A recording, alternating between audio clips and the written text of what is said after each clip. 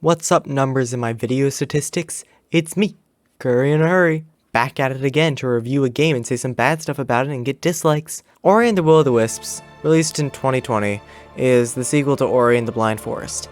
And crazy thing, they're essentially the same game. Will of the Wisps only really improves on stuff and then keeps everything else the same. So I suppose this makes it a better game, but it's not really new. It's just more Ori. I suppose this also isn't a bad thing. But nonetheless, I wish the game did more than replace the things that didn't work. What did the game improve on? Well, the stupid save system is gone now, and instead they opted to make it so if you die, you're sent back to the beginning of a room. The upgrade system is more fleshed out than 3 lines. Instead, you have charms from Hollow Knight, and you buy everything from vendors. The platforming is better because it introduces more interesting mechanics and overall, even faster movement. It keeps shoving new abilities down your throat every 30 minutes. Something good about having things forcefully shoved down your throat is that it never gets old. At least not in 8 hours, which is the time it takes to beat this game. And hey, what do you know? You like all the things it shoves down your throat. Bash has got to be my favorite. This platforming is on point. Ori feels light, but not floaty. And she's very fast. It also improved on combat, although not by much. The biggest problem is that when the combat is forced, you only wish to get back to platforming, because it's that good. But it also falls under the same problem that Paper Mario and the Origami King has, where combat doesn't reward enough to actually do it. At least, it's not a chore to fight, but in all combat encounters, you can just press the left bumper and fly through all the enemies.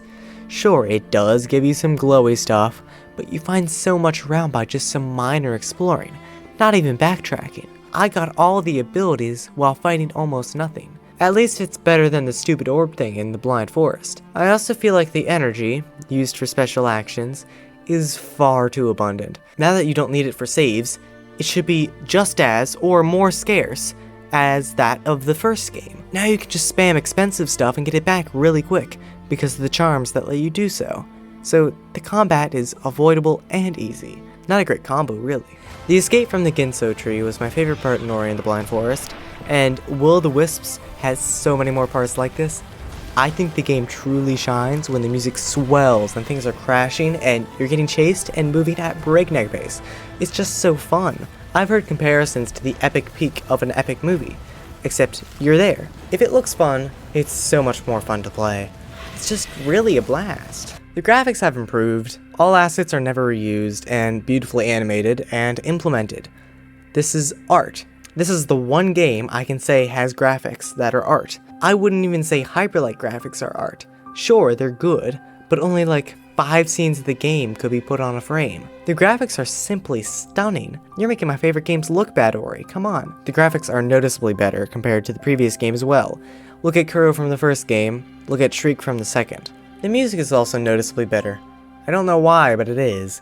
The first thing that comes up when searching Will of the Wisps on YouTube is the soundtrack. That's how you know it's good. All the songs fit the mood of the corresponding area or event perfectly. It's quite impressive, really. For a fair portion of the stuff, I feel like the game doesn't improve. The story is literally the same, but this time it has an owl who accompanies you for all but half an area. The big bad is an owl. There's that whole weak, slowly climbing by holding a stick in one direction. The main problem is the darkness thing, which is done to death outside of the series. Where's the originality in it all? You're bringing a light to a tree. It's the same goal. Jesus. Just look at these comments from YouTube. Do they not really think about it? I'm going to talk about the ending really quick. You won't miss out on much if you haven't played it. Go to this time to skip. Ori dies and gets turned into a tree because this is just that one book after Ender's Game. Everyone was crying in the comments and I'm thinking, come on, I guess I'm a heartless monster. I have no reason to be saddened by this.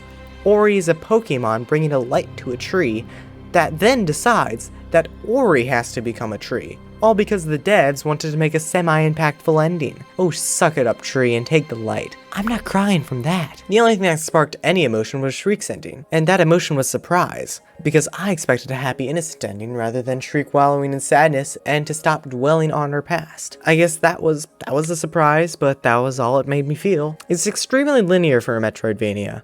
It gives the illusion that it has some split paths, but it's not. It's still linear. The backtracking is there, but otherwise it feels more like a platformer. You know? In Hollow Knight, after you get the Mantis Claw, you can access all but half of 3 levels. In Ori, the game tells you where to go and grab the thing, and then go here and then get the next thing. I think the game has many downgrades as well. None of them are as big as the improvements, aside from the difficulty. This game is way too easy, man.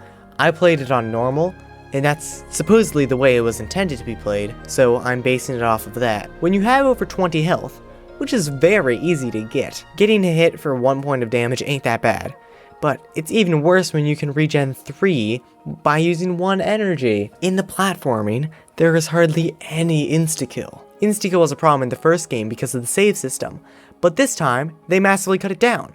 They should have done the opposite with this save system. Everything also does 1 damage, whereas spikes and stuff later in the first game would scale up and do more. Come on, game. Some people may be babies, and they can play it on easy mode. Are you telling me the intended way is this easy when the first game was far harder? The only thing in difficulty people complained about was the save system, not the actual difficulty. Am I just that much better at video games than I was 4 years ago? One problem I had with the first game is that, in the first half, it feels like you're exploring a giant forest, and then you get to a tundra right next to the lush forest. This does not feel like a big forest.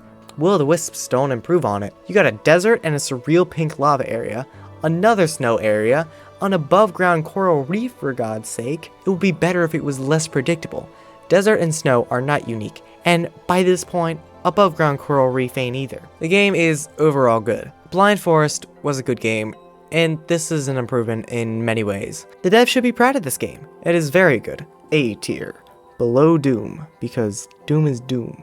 Also, Will o' the Wisps is 30, but if you're feeling ambitious, you can buy both games for 31. If you couldn't tell, I put a good deal of work into these videos. I redid the script to this video a couple of times because I thought the others weren't good enough. I think the work I put into these videos warrants more than 30 some subs, right? Look, I'm just asking you to subscribe.